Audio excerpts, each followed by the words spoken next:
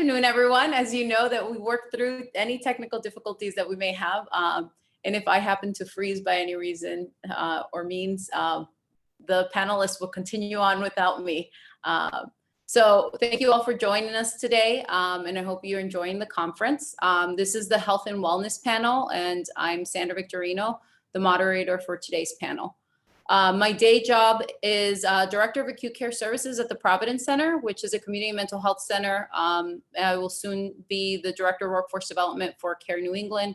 I'm also the co-founder of the Latino Mental Health Network of Rhode Island, and I have worked in the mental health field for 14 years. I'm a bilingual bicultural therapist. I speak Spanish. My areas, my community focus is on building leadership capabilities, diversity, equity, and inclusion, and developing and strengthening partnerships in our community.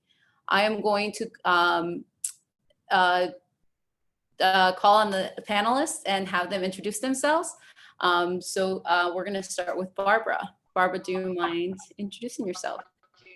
Hi, everybody. I just think this is perfect that we're doing this panel on mental and wellness when we're having so many glitches, because that's what people are dealing with every day.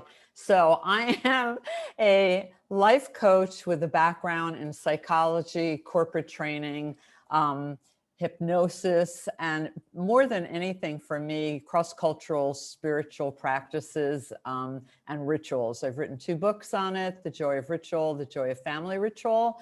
And for me at this point, I'm talking about spiritual is really like rituals are really the spiritual tech for me of this century, to be honest.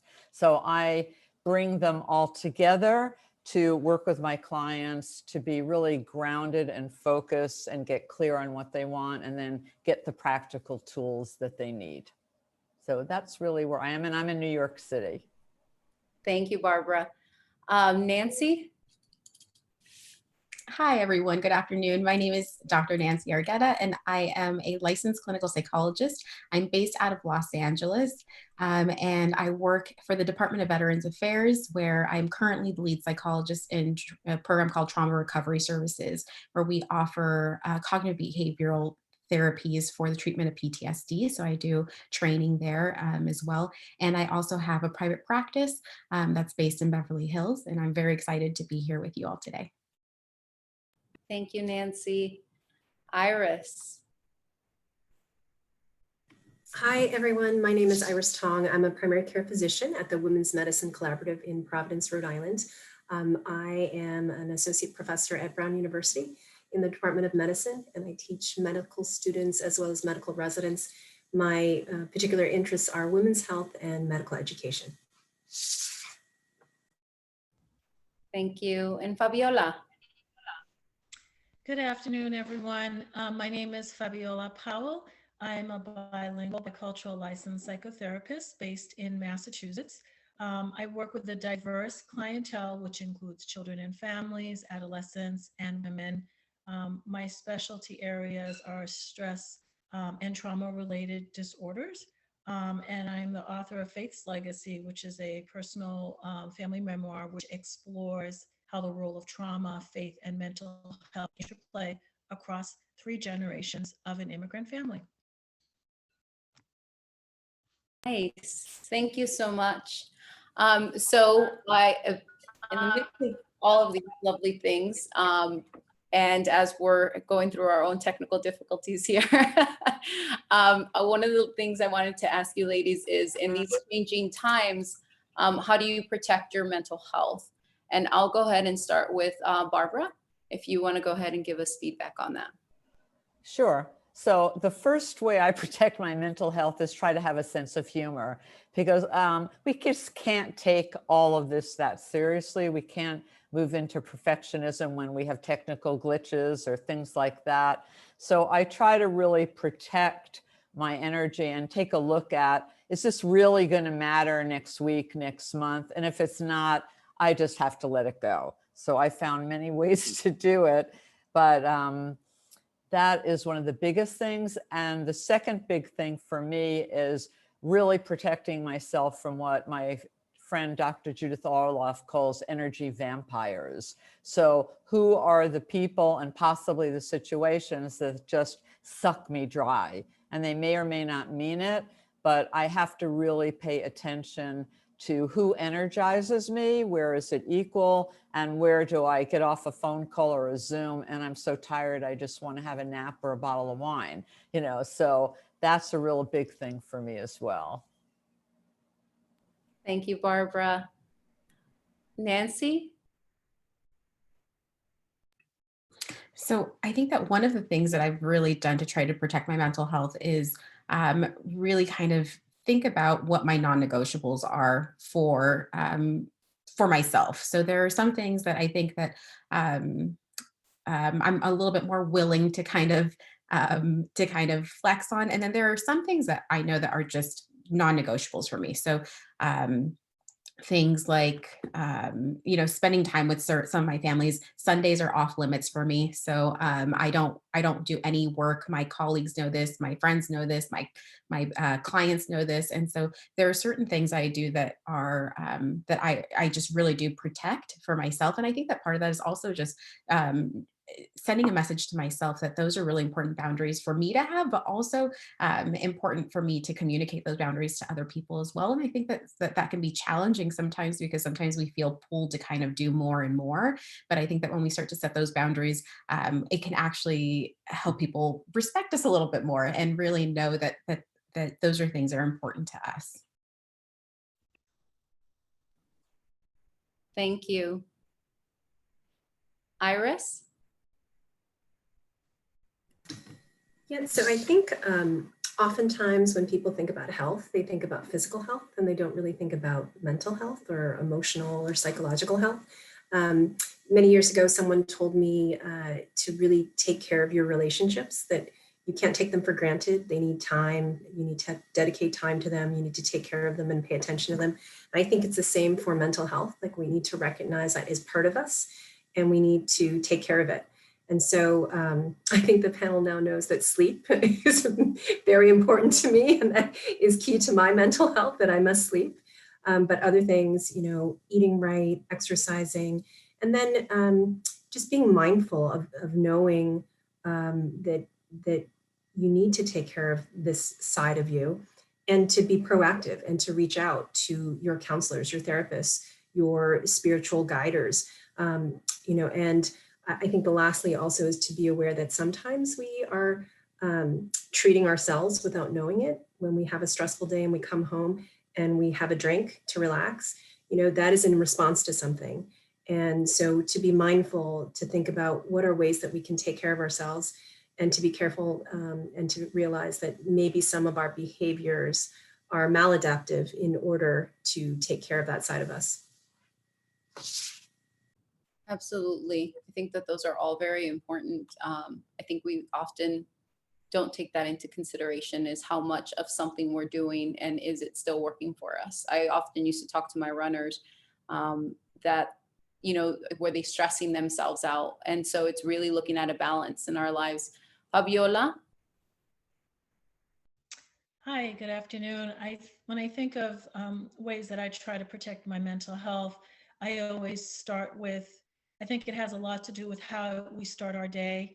And for me, I just take a few moments every day to look out the window, to just kind of take in the beauty around me, and to kind of, like Barbara said, not sweat the small stuff. I think starting my day with meditation, or with, listening to a TED Talk, or whether it's meditation or prayer, really helps me set a positive tone for the day. And it helps me maintain a balanced perspective. So no matter what comes my way, I'm less anxious, and I'm better equipped to handle it, because I know that, I can only do so much in the day, and whatever I can't get done for that day, there's always tomorrow. So that balanced perspective really helps me sort of be productive through the day, and helps keep my sanity and my mental well-being.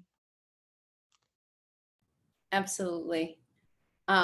So last panel, we were discussing language. So we talked about the language we use and how it can affect us in both a negative or a positive way. So Nancy, if you could start us off on that conversation, that would be wonderful. Of course. Yeah. So a lot of times when it comes to language, we have kind of like a running narrative in our heads, right? So when we think about who we kind of talk to the most, it's often ourselves, because we kind of have this running narrative that goes throughout the day. And typically this comes from, from our environment. So it's influenced by our upbringing, by our families, by, cultural influences, by societal influences. And so sometimes we have these ways of speaking to ourselves. Sometimes it can be really helpful, and we can be really kind of encouraging of ourselves. And sometimes it can be really detrimental to us, right? And so if I walk around telling myself that I'm incompetent, or that I'm selfish, or that I'm not a good friend or colleague, it impacts me. And the other thing about this is that oftentimes when we have these beliefs, these very deep-seated beliefs, we often engage in kind of finding information that serves to confirm this. It's called confirmation bias, right? And so we go through our days kind of looking for information that's going to confirm the beliefs that we already have about ourselves.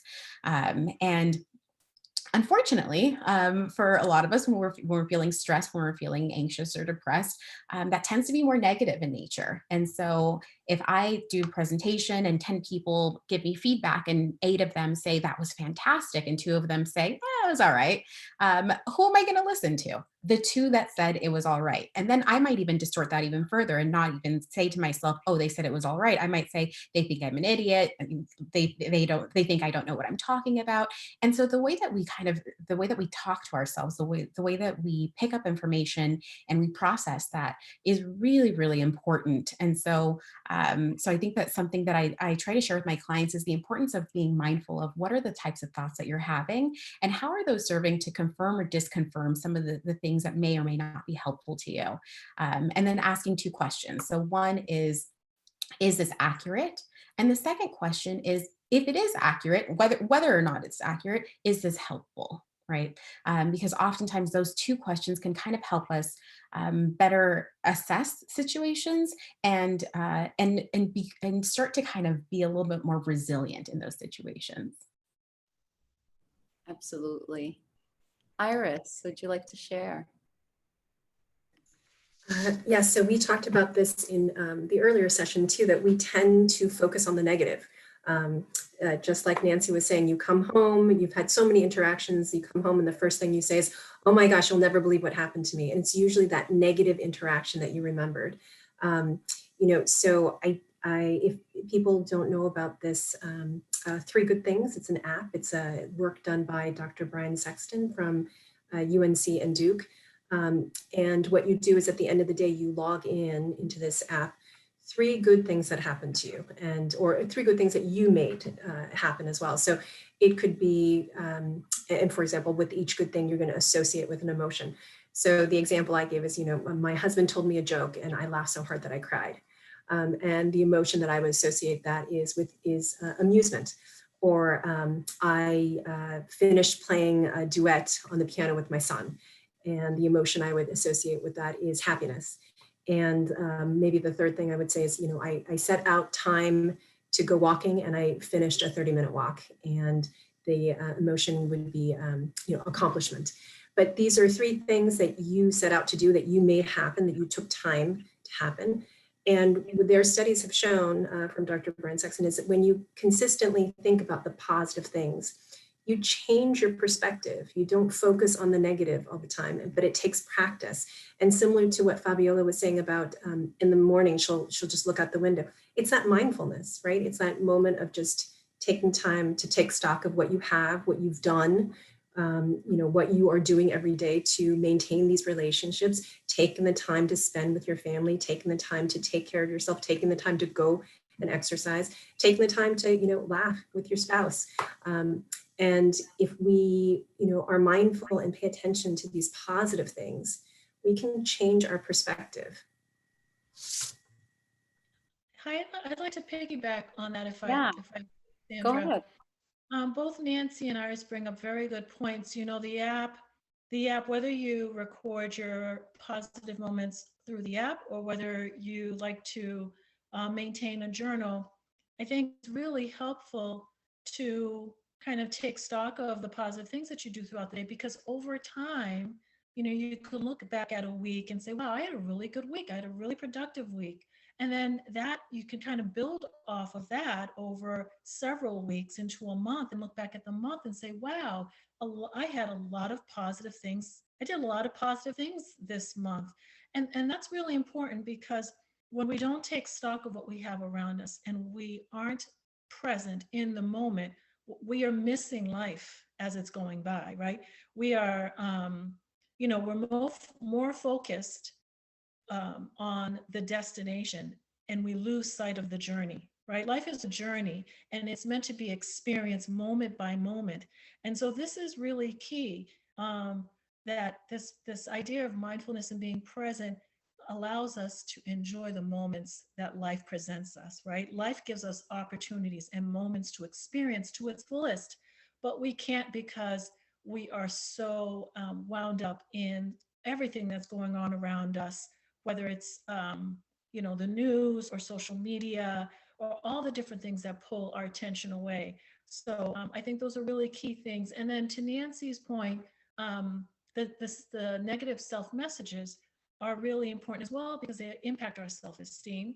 So what I would say to that is positive self-affirmations.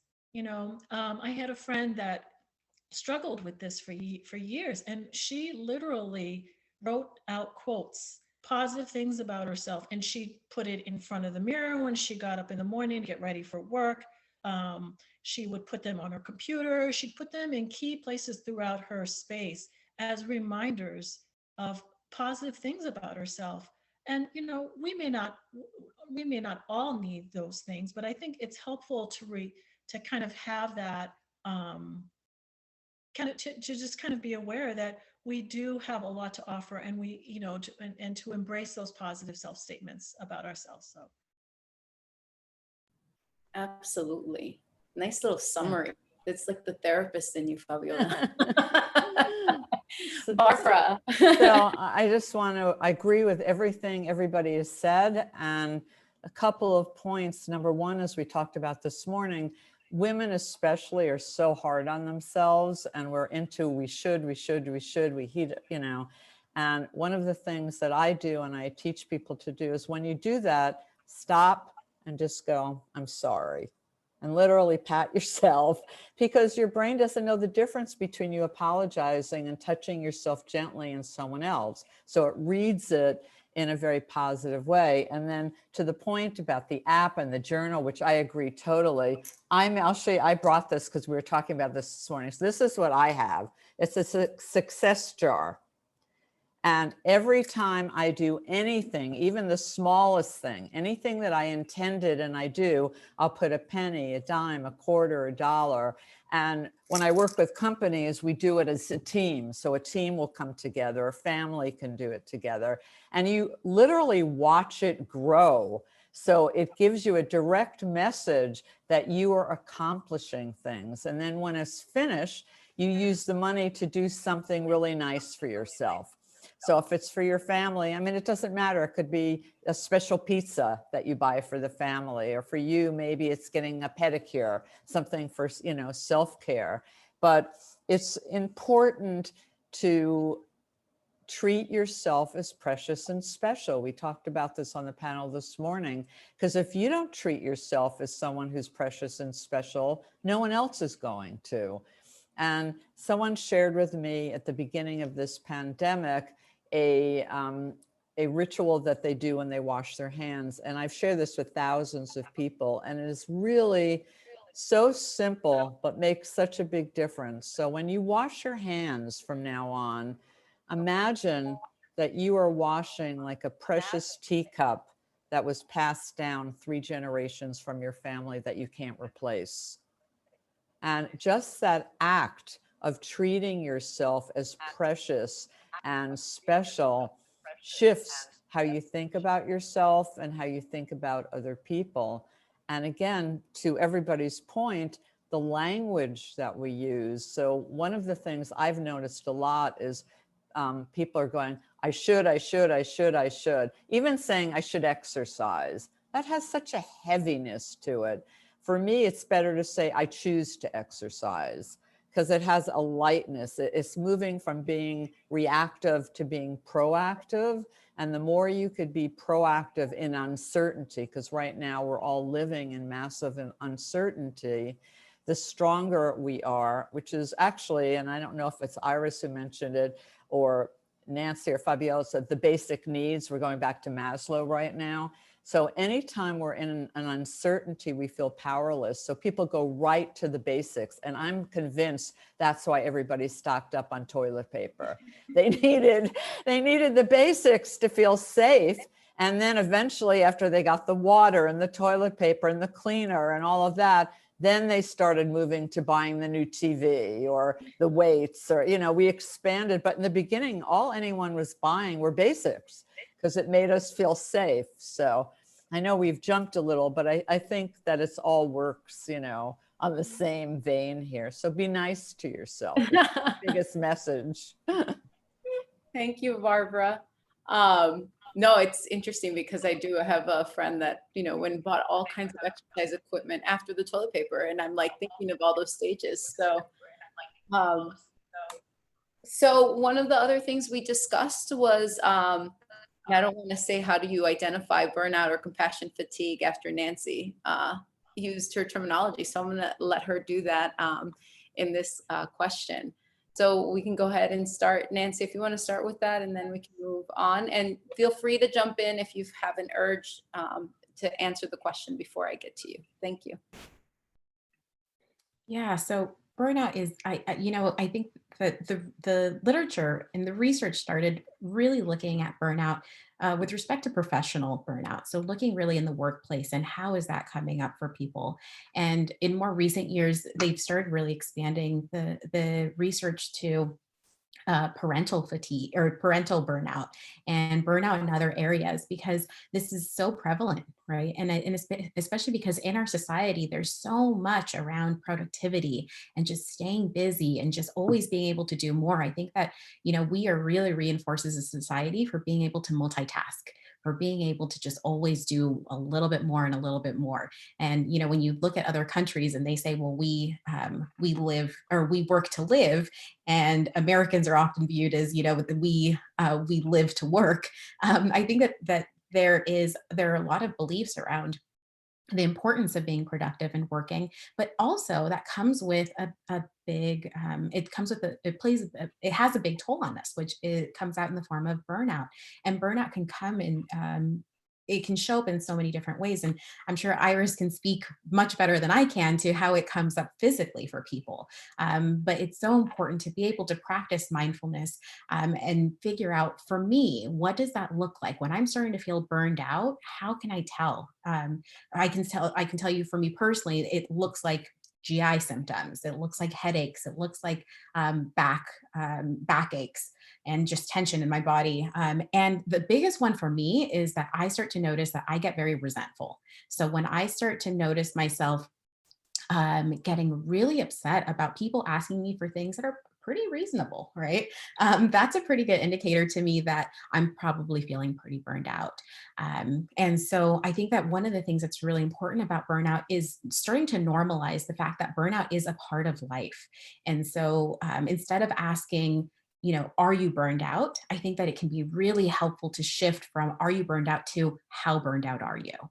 Right? Because I think that when we can start to really talk about burnout as something that is normal and that comes up, I think that it starts to open us up from a place of judging ourselves for feeling burned out to being able to transition to a place where we can actually start to look at it as a measure of, okay, I'm feeling these things coming up for me. This is a good indicator that I need to slow it down a little bit and look at what's driving my burnout.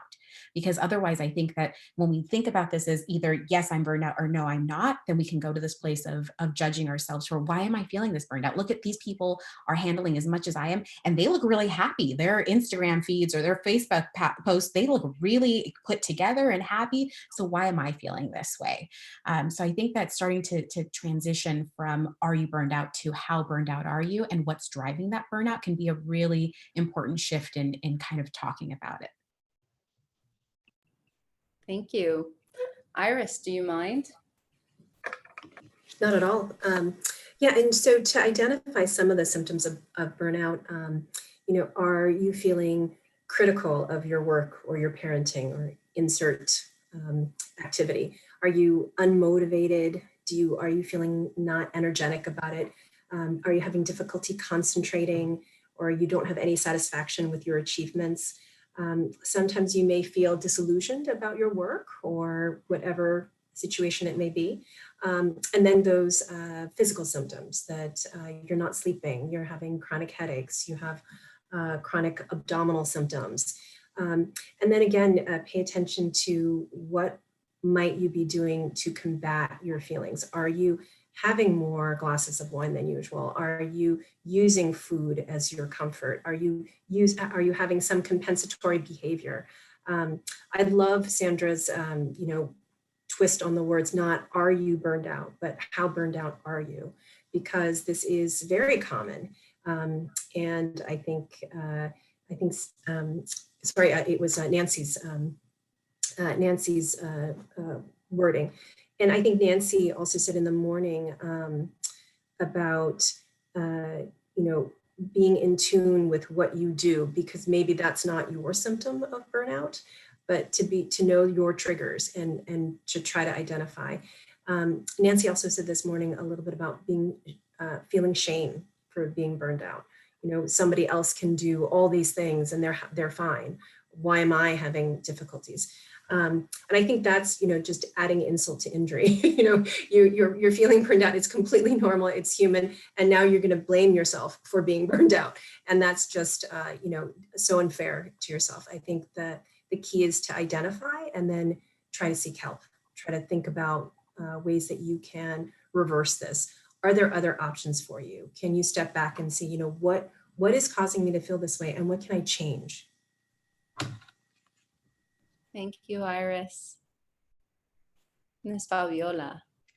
Well, I think, both points from Nancy and Iris are well noted here. And I'm not sure how much more I can add to this, other than establishing healthy boundaries just comes up for me as a preventative measure to burnout. And, there's so much negativity going on in the news, in the world, in social media, that it can be a major factor that leads to burnout. So I think when we shift our thinking to how, are you burnt out or not, versus how do you know that you're burnt out, I think helps us to make changes, make some conscious changes, to establish those healthy boundaries, and help us to become more, productive.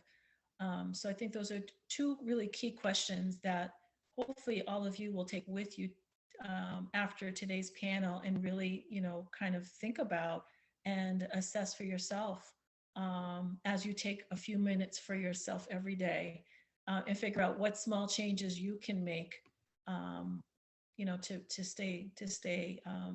stay healthy. Thank you, Fabiola. And Barbara. So I just want to add one other piece that I've found too, that so many of us now are living life like it's a real sprint and everything's an emergency, which to me also causes burnout. And the second part is, are you really doing things every day that you love, that energize you, that animate your soul? Because I find that people get very depressed and burnt out, and sometimes they can't tell the difference.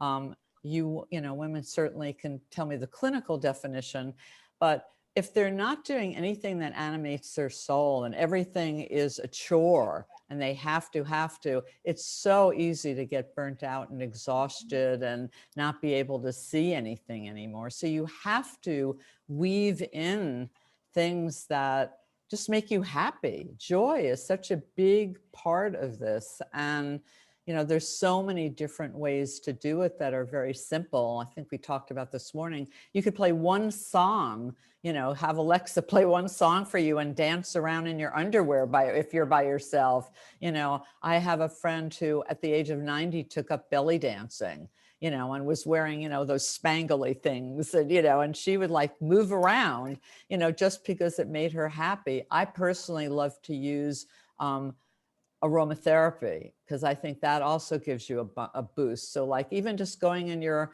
kitchen and smelling a little vanilla or cutting up some oranges or anything citrusy boosts your immune system and makes you feel better. So it's those kind of things, as well as, you know, and I think it was Fabiola who talked about it this morning, it's how important it is to be outside. When you're burnt out, to me, you're not grounded. And for me, what I mean by grounded is I'm not connected to the earth. So I tell all my clients, if possible, spend at least 5 minutes a day barefoot and outside if possible. If you can, at least go outside and touch a tree, because it literally connects you to the energy of the earth. And then there are a lot of scientific reasons why it could help release inflammation and make you calmer. But grounding is a huge part of the antidote for me to burnout.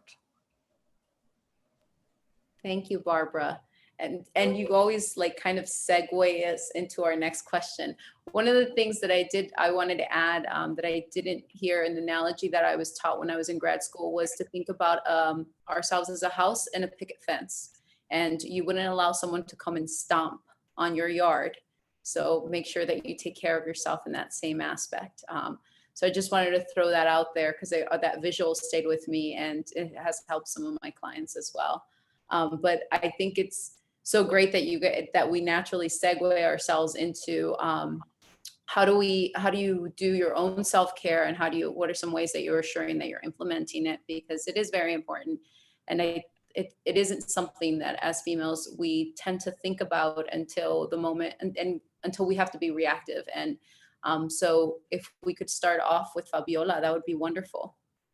I think that's a great question, Sandra. Thank you for asking this. You know, on a personal note, self-care is, I think it's a work in progress. You know, it's not something that you master and then you've got it. It's like a constant work in progress, something that we work every day towards. And some days I don't do any self-care and I feel it. I know when I have not, you know, when I've missed a day. And then there are days where I'm able to do that consistently without any issue. You know, I think for me, getting outside is the biggest dopamine booster ever. It's the best mood lifter for me. It's invigorating, it's energizing, the sun in my face, the breeze hitting my face. And like, you know, Barbara said, I'm connecting with my world around me. I love to garden. I spend a lot of time out there. Pretty much any season of the year. And I live in New England, so we get our fair share of weather. But just getting outside, whether it's in the fall or mulching or gardening or whatever it is, just being out there, I just feel different. I feel energized. I have a clearer focus. I'm able to concentrate better. I have a zap of energy, and it's not the type of energy that you get from having, you know, a cup of coffee or, you know, a 16-ounce Dunkin' Donuts. It's that type of energy that's sustainable, sustains me throughout the day. I reflect back on my time outside and I feel good that I did that for myself. So I'm rewarding myself again. And it's setting me up for the next day where I can get out and do it again. And mind you, it's not a whole lot of time that I'm spending outside. It's maybe 15 minutes. But that short amount of time makes a huge difference in my day. And I think I spoke about this in the earlier panel, small changes. You know, all it takes is a small change, make a small change, and and do that as consistently as you can, and then build upon that. Maybe your 10 minutes will turn into 20, will turn into half an hour, and before you know it, you're doing it without even knowing, right? It's become part of your everyday ritual. And so that's a key piece. Meditation's a key piece for me. Um, and an attitude of gratitude. Um, just looking around and just being grateful for having what I have, a home and food in the refrigerator and safety. And, just kind of being grateful for the small things. I think that's incredibly important because we can easily lose sight of that, especially in this present environment. Yes, thank you. Ooh, I think I am freezing. Iris, do you mind? Yes, so self-care, I think it really depends on the individual, to think about activities that help you recharge. I'm the one earlier who said, I get back to basics. For my self-care, it's sleep.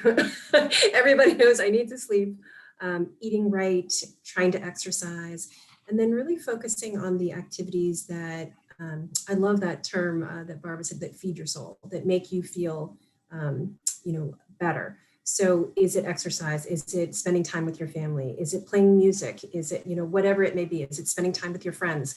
I think that I have so many patients who tell me, they take care of everybody else, their kids, their spouse, their parents. And if there's any time left over, then I do something for myself. The ironic thing is that if we take care of ourselves, we're going to help us be a better version of us, right? So if you take the time to care for yourself, you're going to help yourself be the best version of you. And so taking that time out is so important. We also talked this morning about, for many women, they tell me, if you had an appointment with a friend that you were going to drive a friend somewhere or drive a family somewhere, you would never not show up. You would never leave that person stranded on a corner. But we do that to ourselves all the time. We put ourselves last. We say we're going to do things for ourselves and then we don't. And so really to maybe put it in your calendar that, this half an hour is for yourself, whether you're going to take a bath or you're going to meditate or you're going to go for a walk or you're going to clean that closet out that you said you were going to do. And after you do it, you feel so much better. Whatever it is, take that time, schedule it in your calendar and do it for yourself because you wouldn't let someone else down. Why would you let yourself down? Beautiful, wonderful. Yes. Yes. And I can remember those moments. I think I've helped someone fix their camera this weekend. And it was just I was like, oh, I feel accomplished. Nancy. Yeah, so first off, I have to say, I really appreciate the people on the panel because I so agree with so much of what people are saying. And Iris, when you talk about just, how much we often expect of ourselves, especially as women, I think that is so true. And I think that especially when we have expectations of ourselves that we should be able to do, and here comes that word should that Barbara was talking about earlier, right? When we have these expectations that we should be able to do the same amount that we were doing, if not more than before the pandemic, before, everything that's going on in our society right now, I think that we end up setting ourselves up for failure, right? Because there's so much that's been added to our plate on top of just like being exhausted emotionally and physically oftentimes. And so I read something recently that they were doing a Q&A with Nora Roberts, who is a novelist, and they were asking her about how she balances her personal life and her professional life, and she gave this beautiful visual that has really stuck with me. She was talking about how when she finds herself juggling these balls and she's got all of these things going on, that there comes a time where you can't do it anymore, right? You can't keep juggling these balls. And so she says, if I have 50 balls I'm trying to juggle, my job is to figure out which ones are made of glass and which ones are made of plastic. Because the ones that are made of glass, I have to make sure that those don't fall, right? I need to make sure those are the ones that are kind of those non-negotiables that we were talking about earlier. The plastic ones, those if they fall, they're going to survive, right? They're not going to have these long-term effects. And so when we think about our own lives, I think that this is so important. And this is something that I'm really trying to practice myself, right? Is figuring out which ones of these balls are plastic and which ones of these are glass. So picking up your child from daycare or from school, probably a glass ball. Probably don't want to leave your child at school or daycare, right? But that last email, I know there have been times where I shut my work laptop off, and then as soon as I shut it off, I'm like, oh gosh, that's right, there was that one email. And I'm trying to get better at now just saying, like, you know what? It can wait until tomorrow, right? So really figuring out which ones are the glass balls, which ones are the plastic balls. And I think that Fabiola was speaking to this earlier, that, some of those small changes, like going outside and giving yourself permission to take 15 minutes for yourself, that can be so, so important, right? To just the longevity of us being able to take care of ourselves and in turn take care of other people. And so I hope that that's something that people can take from this panel, is just starting to think about the balls that you're juggling and thinking about which ones of these have I been treating like they're glass balls, when in reality, maybe they were plastic, and maybe they can survive being dropped from time to time. Thank you. I so love that image, Nancy. I'm going to steal it from you. Thank you. Borrow it, I should say. You're stealing it from Nora, so that's fine. Okay. Again, I agree with, it's amazing. It's rare to be on a panel where I always agree with everybody. Whatever you've all said, I agree with you. And I just want to add one other thing, is that we're always so critical, and that keeps us from taking care of ourselves. So I've devised two things that I find work. Number one, when I'm really kind of in that feeling sorry for myself, I let myself have a pity party, but I time it. So I go, okay, for the next 20 minutes, I could just feel as sorry for myself as I want. I could complain, I could vent, in fact, I have a venting partner, which is always a good thing. And a venting partner doesn't have to give any feedback. They just need to listen. That's the only job. And I just get it out. And then the other day, I realized that I have a very strong critic. I don't know if any of you have strong inner critics who are always telling you what you're not doing right. But I do. So I decided it was time to have a retirement ceremony for my inner critic. And I went on Amazon and I got a fake watch, a gold watch. And I did this whole ceremony where I thanked my inner critic for helping me and supporting me, but it was no longer needed, and it could retire now. And it's really been kind of interesting how that voice has gotten quiet. And I'm not saying it doesn't pop up occasionally, so that I can really look at what I need for me. And one of the things is I had to learn that no was a complete sentence. It wasn't no, but maybe. It was no. And that was a challenge for me, learning how just to say no. I can't talk to, who is it who said they don't like to talk at night? I think it was, for me, my friends know now, do not call and decide you're chatting with me after 8 o'clock at night, because unless it's an emergency, I want to read a book. I want to take a bath. I want to watch Netflix. I want to just do something for me. I'm not going to be on email. I literally put a cloth over my television so that it says gone. I make sure there's nothing in my bedroom that has work related at all. I create that sacred space because I have some difficulty sleeping, and I know my sleep space has to be very special for me, and it can't have work around it. I have a special silk pillowcase, which for me was one of the self-care things, and make sure that I have, like scented soap or bath oil, little things, they don't have to cost a lot of money, but it makes me feel good. And then now that it's safe, at least in New York, I can go get a pedicure now, and that for me was a big deal because I loved massages and have been kind of nervous about getting them, to be honest. So I don't do that anymore. However, getting a pedicure and a foot massage, I feel safe. So that's, again, small. And Fabiola, thank you. Because I always think when you say the small things, when you look at a river going over a rock, it takes time to groove a hole in the rock so it goes in another direction.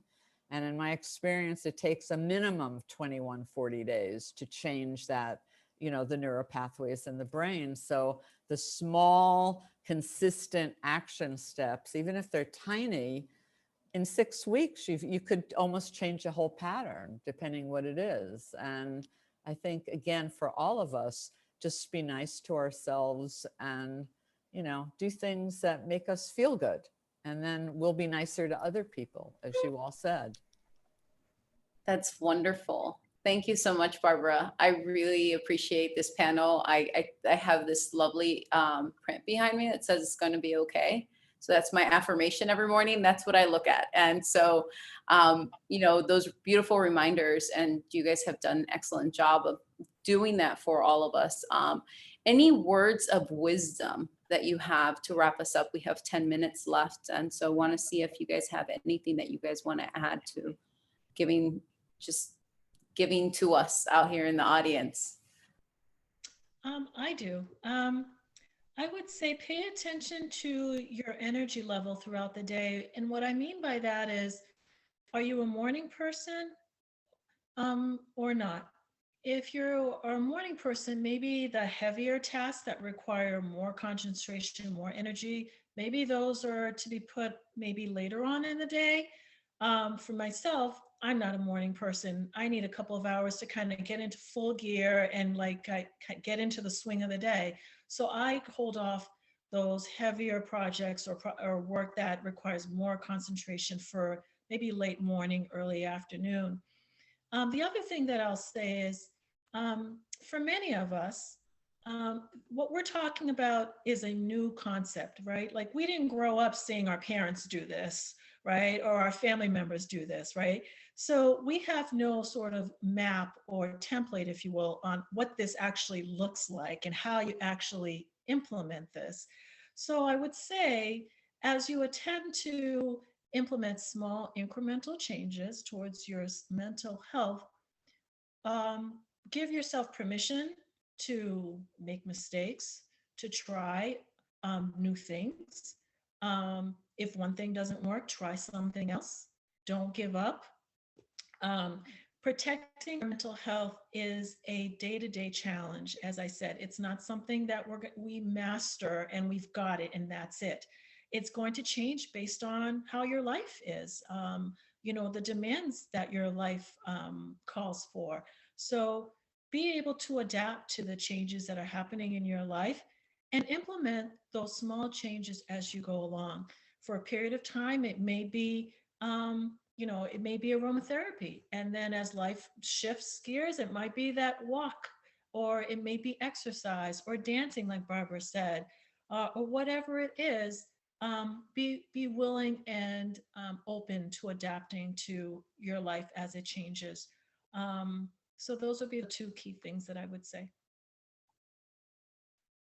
Thank you. Anyone else? Well, I would just say one other thing is that ask yourself during the day, what can I do alone and where do I need help? We need to be able to get help. We can't do everything alone. We are not super women. You know, yes, we are on a certain level, but it doesn't make any sense. And we need to pull in supportive people to really help us do things so that we're not in isolation. So building community, you know, you have different levels of that, whether it's your close friends, family, moving out, even this group right here. I mean, we have a lot of resource today. Anybody coming to this conference is gaining a lot of support. And also to look at things when you do make mistakes, and Fabiola, thank you for that, is just to say what's working, what isn't working, not what did I do right or wrong, because there you go back to language and being harsh again. So if it's not working, it's not working. You try something else. And I find that makes a difference as you move along, you know, as we're all learning how to surf this new world. Yes. Yes. And it's so true. It is very true that, you know, there's not a template for this. So let's be kind to ourselves, right? And be a good example for the future. Nancy and Iris, is there anything that you would like to add? And no pressure. I would just say that, you know, today we've talked a lot about behavioral changes that you can make to be more mindful of your mental health, your emotional health. One thing that I just want to bring up is that mental health issues are so common. I'm a primary care doctor. We see it all the time in the office. There unfortunately is still a large stigma about mental health. The COVID pandemic has definitely brought out a lot of anxiety in patients who previously did not have anxiety, or with patients who have underlying anxiety. The COVID pandemic has made that worse and really brought more issues to the forefront. So I would encourage people that while we've spoken a lot about behavioral changes, and these are great to practice, but to please reach out to any of us. There's so many providers in the community, and be proactive, because if you're feeling this way, if you're feeling stressed, anxious, depressed, we can help you. You can feel better. And I feel that this is still not talked about a lot, and people suffer silently and think something is wrong when this is just so common. So I hope that people, start a conversation with others, because this is just, it's very common. It's similar to the burnout. How burned out are you? How anxious are you feeling? Because everybody is feeling that. Yeah. Thank you, Iris. I really appreciate that. Like our places of employment have EAPs, and there's just so many resources that we can access. And so please, reach out to someone and reach out to this panel. We all have resources where we're located, and even if we're not located there, sometimes we find them. Looking at Nancy shake her head, like, so those are, it's so valuable to hear that. I was on a panel discussion or workshop earlier this morning, and they were talking about that, about people reaching out, especially during this time. Nancy? Yeah, I know that we're short on time, but I did just want to say, I so appreciate, Fabiola, you bringing up that oftentimes we don't have a good model of what this looks like, right? Of what it looks like to take care of our mental health, because I think that, all of you are right that there is so much stigma around this. I think that oftentimes for clients who are new to therapy, that come in and see me either in private practice or at the VA, one of the largest hurdles is getting in through the door, or now, through the video, through our video portal into therapy, because that is oftentimes the biggest hurdle, because there are so many beliefs that people have to kind of fight through about what does this mean? Does this mean that I'm weak? Does this mean that I've been doing something wrong? Does this mean that I'm never going to feel better? And so I so appreciate what you were saying, Fabiola, because I think that it is so important to know that that there is this stigma there, and also that that while it does take some courage to do this work and to really kind of say, my mental health is important and it needs to be prioritized, that it is so important. And Iris, I so appreciate you, because I think that you are a gem to have when I've worked along medical providers who are so attuned to mental health symptoms and needs, and being able to identify some of those physiological symptoms as indicators of underlying mental health conditions. I think that you are such a key to some of the work that we do as mental health providers. And so thank you for that. But I do really hope that people are able to kind of come away from this and think about, what are some of the things that I'm needing as far as my mental health? What are some things that I may not have been paying attention to, because I've been so on the go and just trying to take care of so many things that maybe I haven't had a chance to slow down and really think about, are these indicators of other things that are going on? How burned out am I? And are there things I can do around burnout? Or how anxious or how depressed am I? And are there things that I can do around that?